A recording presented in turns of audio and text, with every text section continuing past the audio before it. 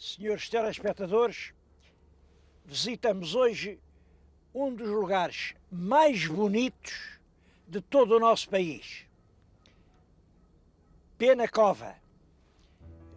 É a famosa Penacova, aqui na região de Coimbra. Daqui a Coimbra são 20 km, pouco mais de 10 minutos, e isto já foi um dos grandes cartazes turísticos portugueses. Depois, não sei bem porquê, naturalmente por causa da praia, do sol, do Algarve, entrou assim um pouco mais em maré de esquecimento. Em todo caso, isto é realmente lindíssimo. Eu vim começar o programa num grande rochedo, fica aqui assim a cavalo sobre o rio Mondego. Chamam este rochedo hoje o Penedo do Castro. Bom, eu julgava Penedo do Castro, eu nunca cá tinha vindo. Certamente lá em cima havia um castro celtibérico. Bom, não há nada disso. O que há é que há cerca de 100 anos um grande entusiasta da paisagem de Penacova, um senhor que se chamava Augusto Mendes Simões de Castro, trazia cá acima todos os amigos, antes lá acima, e realmente valia a pena. Hoje não está assim um dia muito luminoso, portanto não podemos avaliar toda a beleza fascinante, deslumbrante do lugar. Mas o Castro trazia aqui toda a gente, por estes caminhos de pedra. Isto não é fácil chegar cá. Mas aqui tem, porque é que se passou a chamar o Penedo do Castro, ou de Castro. É um bom lugar para perceber a razão do nome. Penacova. Pena, como sabem, é um monte. Penha. Pena ou penha é a mesma coisa. Ainda há pouco tempo falei isso em Penedono. É uma penha. Bom, cova é o contrário da penha. E se virem bem, isto é uma imensa cova de montanhas. Lá embaixo corre o rio Mondego, mas exatamente no centro da cova levanta-se uma penha, uma elevação abrupta sobre o rio. É ali ao pé da ponte. Até lá uns restos de construções. Já lá houve um castelo. Na Idade Média havia ali um castelo. Era a penha que estava dentro da cova. Percebe-se perfeitamente o topónimo, Penacova. Vamos até lá ao que foi o castelo de Penacova.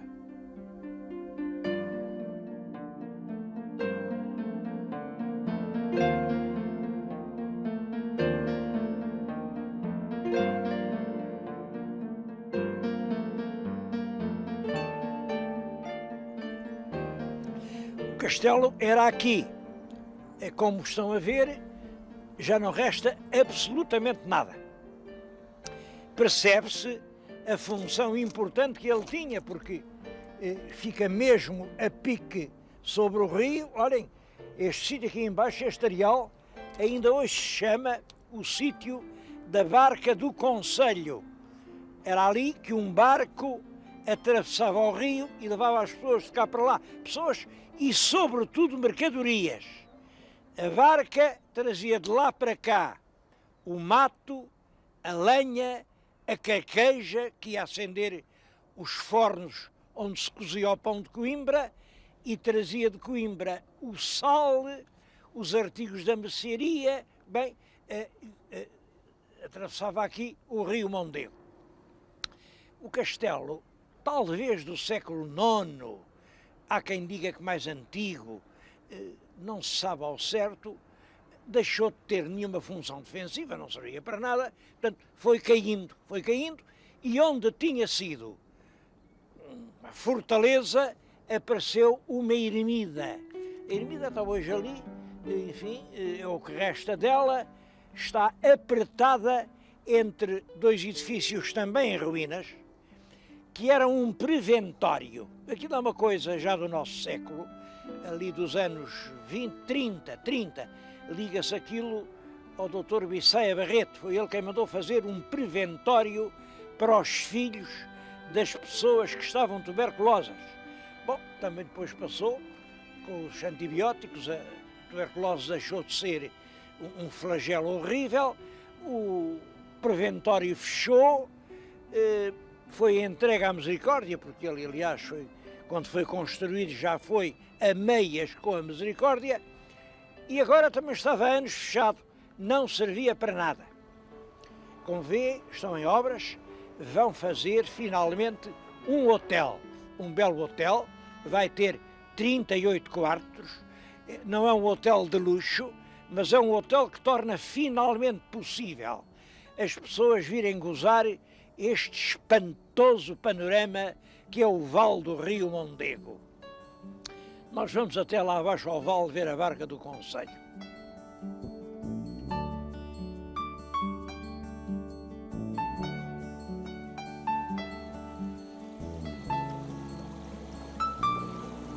A última barca está além, a ver passar o rio, está ali tristemente, já não navega, porque já não é preciso navegar.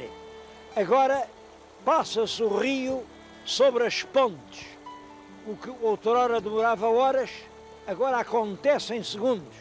E são pontes magníficas, estas sobre o Mondego, que é o maior rio inteiramente português. Viemos aqui não foi só para ver a barca é uma relíquia veneranda, ainda é uma barca verdadeira. E às vezes no verão o turismo lá se entusiasma, a barca ainda há a sua passeata, vai até lá abaixo, depois vem até cá acima, vai a vento, vai a remos, mas hoje tudo aquilo é uma curiosidade de museu. E foi para ver não só a barca, mas sobretudo esta espantosa paisagem do Vale do Mondego. Esta penacova aí a trepar pela encosta acima, com o rio cá embaixo, e fazer entender isto. Penacova nasceu do rio.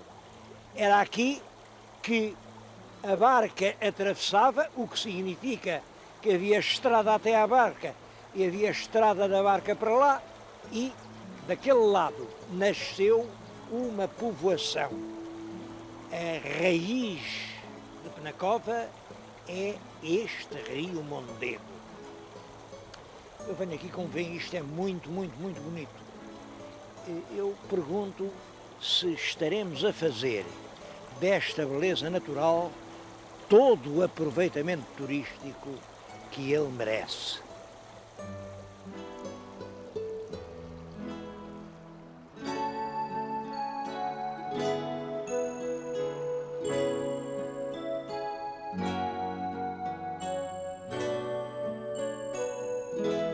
Claro que não é só Penacova que é bonita, é porque Penacova está metida num anel de belezas naturais que talvez seja único em Portugal. É Coimbra, Penacova, Lourvão, o Luso, o Bussaco, são tudo regiões maravilhosas. As freguesias de Penacova entram já na mata do Bussaco. E as pessoas vêm aqui e, de facto, emocionam-se. Eu estou-lhes agora a falar num lugar único, que é o Museu Vitorino Nemésio. Toda a gente sabe que o Dr. Nemésio não era daqui. O Dr. Nemésio era um açoriano, era da Praia da Vitória. Ele, aliás, toda a vida amou profundamente os seus Açores. Mas veio aqui, emocionou-se até um ponto, viu aí um moinho, ainda ali está o moinho dele. Quis saber quem era o dono, levou o proprietário ao cartório, comprou o moinho, depois a ideia era ter um moinho para cada filho, comprou ainda mais 2 moinhos, sempre com o sonho de poder aqui transformar fazer a habitação, vir viver aqui. Ele nunca pôde fazer isso porque morreu antes de o poder fazer. É uma boa altura para evocar esse príncipe das letras portuguesas, que foi o professor Vitorino Nemésio. Eu sei que toda a gente fala no Dr. Nemésio. Toda a gente o recorda através das palestras de televisão, se bem me lembro. Ora, se eu bem me lembro, o Dr. Nemésio era bem mais do que isso. Eu conheci-o bem. Conheci-o primeiro como aluno da Faculdade de Letras. Era eu estudante, era ele professor. Depois, muitos anos mais tarde, convivemos quase com intimidade na academia. Ele foi meu companheiro durante mais de um mês, durante uma longa e pormenorizada viagem que eu fiz a Angola. Fomos no Luís, lembro-me dele a subir o Portaló e a dizer: cheira-me a São Navio, cheira-me a São Navio. Ele adorava andar de navio e detestava andar de avião. Chegava ao pé do avião, isto cá, isto, e não andava de avião. Dr. Nemésio foi, sobretudo, e é isso que é preciso compreender, um dos maiores artistas da palavra escrita que até hoje houve em português. Era eu estudante e quando era na faculdade eu fiz um livro que chamava Livro Novo do Cancioneiro, não sei onde para, alguém me levou e anda por esse mundo e pedia versos a toda a gente que eu sabia ser poeta. Claro que fui pedi-los ao Nemésio. O Dr. Nemésio deu-me 2 poemas que ele escreveu. Neste caso, é só isto. Ele vê uma camponesa que vem do campo, trazendo o seu gado, vem a cantar, a recolher à sua aldeia. E é isto que ele escreve em versos que eu vou ver se sei dizer-lhes de cor. Caminho breve foi o que a tarde talhou com passos de rapariga entre campos afastados. Oh, como a aldeia ficou fecunda e exata naquela cântara cheia de minutos namorados. E a medida de tudo, ao voltar da fonte, pensando na sua vida levada de monte a monte, o tempo todo do mundo vem naqueles olhos contado, e até a planície vem recolhida neles, e o gado, que dá calor e número à noite. O gado, e tudo o que é mais que poesia, e menos do que uma moça que cantando recolhia.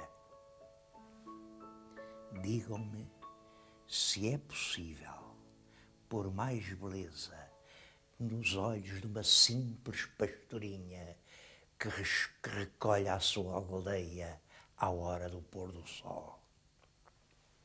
Estou a evocar com muita comoção os olhos de um grande poeta português, de um grande artista da palavra escrita, que não tem recebido as homenagens que merece. Ele nasceu em 1901.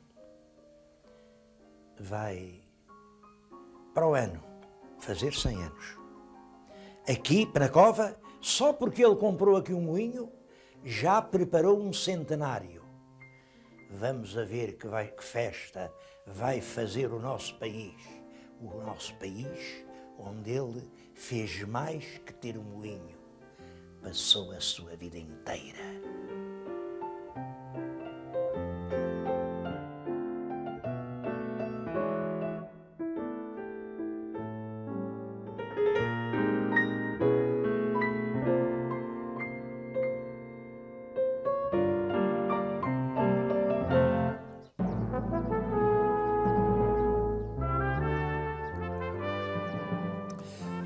Outro grande cultor da palavra, também ligado aqui às terras de Penacova, é o que está na nossa frente.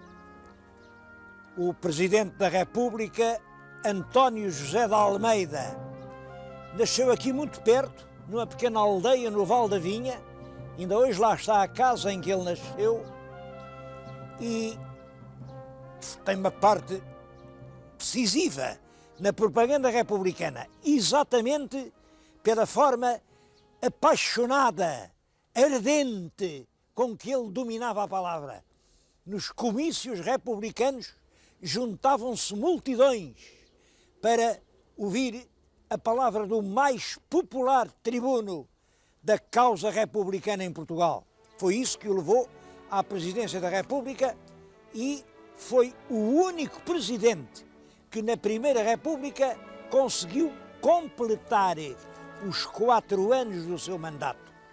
Acho que foi inteiramente justa esta homenagem que a terra em que ele nasceu lhe prestou há poucos anos.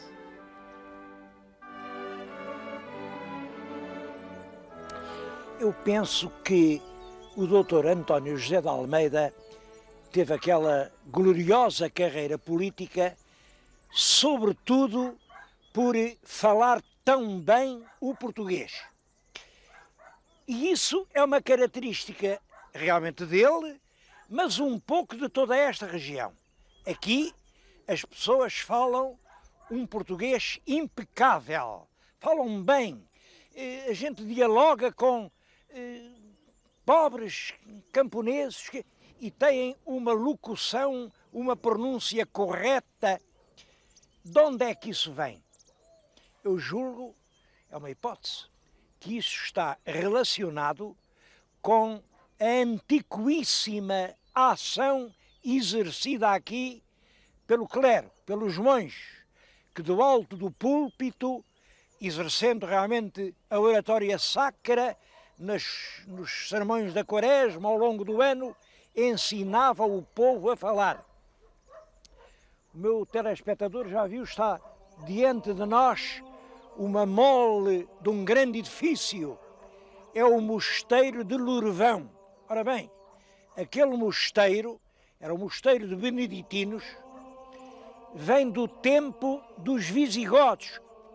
É possível que o convento seja do século VI. Eu agora vejo até isso escrito assim com século VI. Não é tão certo, é? Foi sexto ou sétimo, ou mesmo os primeiros anos do oitavo. É certo que foi ainda construído pelos beneditinos antes da vinda dos mouros. Também é certo que durante o tempo dos mouros eles não saíram dali. Mais do que isso, é certo que eles se davam lindamente com os mouros. Os mouros nem os deixavam pagar tributo, imaginem. Eles iam dali a Coimbra, faziam as suas compras, as suas vendas, eram respeitadíssimos e, apesar das diferenças de fé, tiveram sempre completa liberdade. Estiveram ali até ao século XII e no século XII é que começaram as questões. Aí dizem, bom, é que eles nessa altura estavam muito ricos, já estavam muito desviados da sua pureza primitiva, em vez de serem espelhos de exemplos, eram realmente ludaçais de pecado, e o rei não gostava de ver frades tão pecadores e disse, vão-se embora, e entregou aquilo às freiras Bernardas. Eu creio que a verdade é outra. Acontece que até à Reconquista Cristã, o centro espiritual aqui de toda esta zona do país era Lourvão. Depois de instituída a Ordem de Santa Cruz em Coimbra, instituída pelo próprio rei Dom Afonso Henriques, a formação dos quadros para a vida do país passou a ser Santa Cruz. E é claro, entre os frades de Santa Cruz e os monges de Lourvão havia péssimas relações. Quem ganhou foi Santa Cruz e Lourvão foi entregue às monjas Bernardas.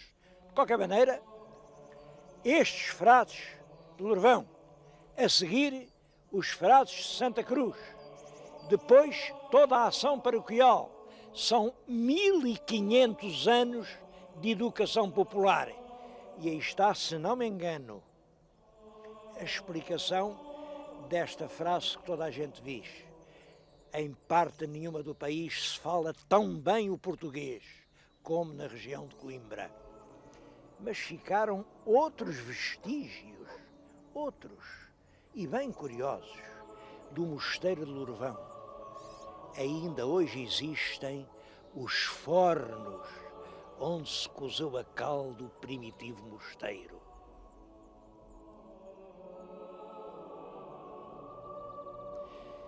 Dos monumentos mais curiosos mais raros em todo o país de Penacova são estes fornos de cal parda aqui de Santo Amaro. Os fornos do Casal de Santo Amaro. Estão a ver na minha frente a entrada de um. Bom, mas há aqui muitos. Ainda localizaram 23 fornos de cal numa área muito pequena. E funcionou aquele, por exemplo, que está ali na minha frente, funcionou até há pouco, há cerca de 20 anos, estava a funcionar. Cada forno daria, uma cozedura, eram 36 horas. Portanto, tínhamos 2 cozeduras de 3 em 3 dias. E cada cozedura dava cerca de 50 metros cúbicos de cal. Agora, imaginem 23 fornos. Isto eram centenas de milhares de cal parda que se faziam aqui. Para quê tanta cal? Se aqui é uma pequeníssima aldeia, isto não esgotava um forno. E porquê é que estes fornos se dizem de Santo Amaro? Bom, Santo Amaro era um discípulo do São Bento, ainda foi protegido pelo São Bento. Por outro lado, Santo Amaro também se dizia São Mauro. Quem fazia a cal eram mauros. E tudo indica que esta colónia de fornos de cal é estabelecida aqui pelos frades de São Bento, que vêm de Itália, os primeiros beneditinos, vêm de França e de Itália, e que aqui, num lugar muito bom, eles arrancavam a pedra naqueles montes, ficam a 50 metros, ainda lá se vêem os buracos. Os próprios trabalhadores, naturalmente mouros, que trabalhavam ali, tinham lá as suas grutas onde viviam, a pedra era cozida nos fornos e foi com esta cal que se fez o mosteiro. Bom, depois é claro, os fornos continuaram. Já no nosso século, vinham caminhonetes de Lisboa, até do Algarve, buscar cal para as obras, até que veio o cimento. Hoje o cimento substituiu inteiramente a cal parda, a cal da pedra cozida. A Câmara fez muito bem, que mandou restaurar aquele, está na nossa frente, aquele forno. É um forno exatamente igual ao antigo. Aquele é o telheiro onde se punha a rama, porque é claro, o forno consumia imensa rama de pinheiro, mas as florestas de toda a região permitiram durante séculos manter os fornos acesos, e aquele forno tem anexo um pequeno museu que nos mostra o fabrico da cal parda durante a Idade Média e até ao presente.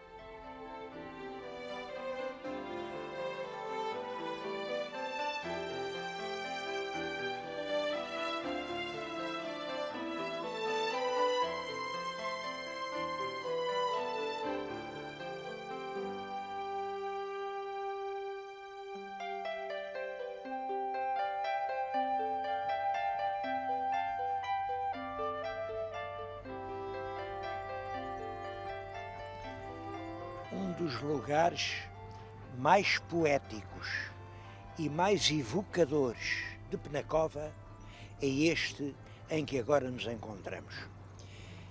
Deram-lhe um nome, eu acho um nome, chamam isto o Mirante Emídio da Silva. Bom, é um ato de justiça, porque o Emídio da Silva é um homem que há cerca de 100 anos se esforçou imenso para mostrar como esta terra era bonita, como merecia ser visitada, mandou construir ali aquele mirante lá em cima, e pronto, e passou a chamar-se Mirante Emídio da Silva.